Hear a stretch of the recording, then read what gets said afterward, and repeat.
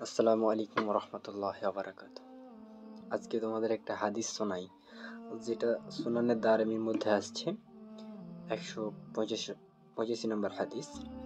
তো হাদিসটা বাস্তব আমাদের আজকে সমাজ রাষ্ট্রর সাথে, আজকে দুনিয়ার প্রচলিত যে সিস্টেম রয়েছে এটার সাথে বাস্তব মিলে যাচ্ছে। আমি পড়ার পর আশ্চর্য হলাম, এই জন্য আপনাদের শোনানোর জন্যই আজকে ভিডিওটা করা।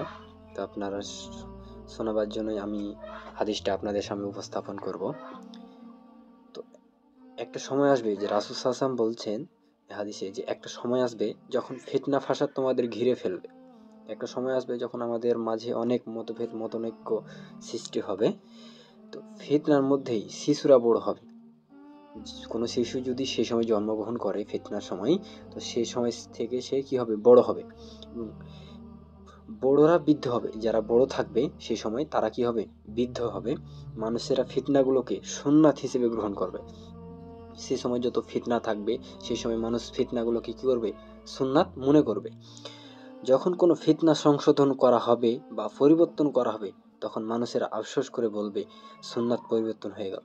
মানুষেরা যখন ফিতনা করতে করতে করতে সেটাকে সুন্নতে পরিণত করে দিবে, এবং যখন কোনো আলেম বা কোনো দায় সেটাকে পরিবর্তন করার চেষ্টা করবে যে এটা কোরআন সুন্নাহর অনুযায়ী না, আসল সুন্নাত হচ্ছে কোরআন ও হাদিসে রয়েছে, তখন মানুষেরা বলবে যে এরা আসলেই আমাদের আসল সুন্নাতকে পরিবর্তন করে দিল।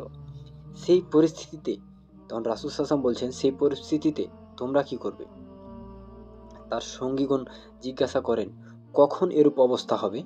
তখন আল্লাহ রাসূল সাল্লাল্লাহু আলাইহি ওয়াসাল্লাম বললেন যে যখন তোমাদের মধ্যে আবেদের সংখ্যা বেড়ে যাবে এবং অভিজ্ঞ ফকি আলেমদের সংখ্যা কমে যাবে। যখন আমাদের মাঝে মূর্খতা বেশি হয়ে যাবে এবং আলেম বা অভিজ্ঞ ফকি বা দায়ী এগুলো কি হচ্ছে, আস্তে আস্তে কমে যাবে। তোমাদের মধ্যে নেতা ও আমিরের সংখ্যা বেড়ে যাবে। যখন আমাদের মধ্যে নেতা বা আমিরের সংখ্যা বেড়ে যাবে, কিন্তু বিশ্বস্ত ও সৎ মানুষের সংখ্যা কমে যাবে। যখন এই ফিতনা সম্পাদিত হবে, তখন আমাদের মাঝে কি হবে, নেতা বৃদ্ধি পাবে এবং সবাই ক্ষমতা নিয়ে বাড়াবাড়ি করবে, কিন্তু আমাদের মধ্যে সৎ ন্যায়পরায়ণ মানুষের সংখ্যা কি হবে, কমে যাবে। মানুষ যখন দুনিয়া ও পার্থিক সুবিধা ও ফায়দা লাভের উদ্দেশ্যে আখিরাতের কর্ম সম্পাদন করবে, মানুষ যখন দুনিয়াকে প্রাধান্য দিবে, আখিরাতকে বাদ দিয়ে যখন দুনিয়ার প্রতি মায়া মহব্বত বেশি এটাকে প্রাধান্য দিবে এবং সম্পাদন করবে, এটার প্রতি মানুষ সঠিক পথে চলবে না, রাসূল সাল্লাল্লাহু আলাইহি ওয়াসাল্লাম ও আল্লাহর অনুসরণ করবে না, মানুষ টাকার পয়সায় ছুটবে, দুনিয়ার পিছনে ছুটবে, তখন এটা কি হবে, সম্পাদিত হবে এই ফিতনা।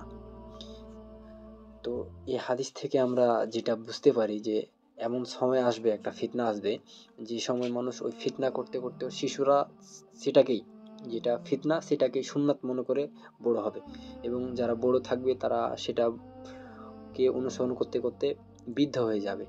কিন্তু সে সময় কোনো আলেম, কোনো দায়ী বা কোনো দিনী ভাই সেটাকে যখন পরিবর্তন করার চেষ্টা করবে যে এটা রাসূলের সঠিক সুন্নাত না, আসল সুন্নাত হচ্ছে এইটা, এটাকে তোমরা ছেড়ে দাও, তখন কি হবে এটা, তখন তারা বলবে যে ছি ছি, এরা আল্লাহ রাসূল সাল্লাল্লাহু আলাইহি ওয়াসাল্লামের সুন্নাতকে কি করছে, পরিবর্তন করে দিচ্ছে। আসলে কিন্তু সেটা সুন্নাত ছিল না।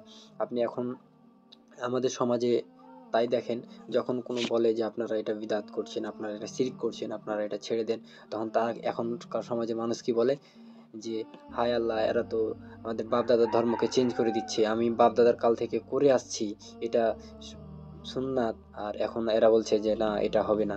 তো রাসূল সাল্লাল্লাহু আলাইহি ওয়াসাল্লামের হাদিস আজকে আমাদের সমাজে বাস্তব রূপ ধারণ করেছে। তো রাসূল সাল্লাল্লাহু আলাইহি ওয়াসাল্লাম আরেকটি, যে এই হাদিসের যে পরবর্তী পার্ট, যে যখন সাহাবীগণ জিজ্ঞাসা করলেন যে হে আল্লাহ রাসূল, এই সময়টা কখন হবে, তখন আল্লাহ রাসূল সাল্লাল্লাহু আলাইহি ওয়াসাল্লাম বললেন যে তোমাদের মধ্যে মূর্খতা বেড়ে যাবে।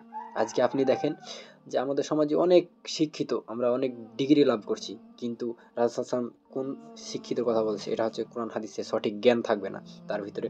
এবং রাসূল সাল্লাল্লাহু আলাইহি ওয়াসাল্লাম পরবর্তীতে বললেন যে অভিজ্ঞ ফকি আলেমদের মানে কমে যাবে, তারা কমে যাবে।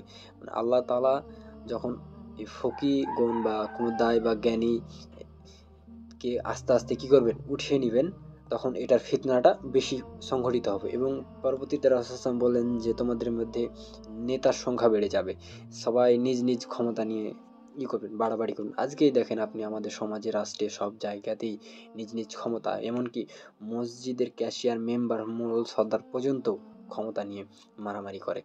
তো দুর্ভাগ্যবশত আজকে আমাদের সমাজে এই হাদিসের বাস্তব রূপ ধারণ করেছে।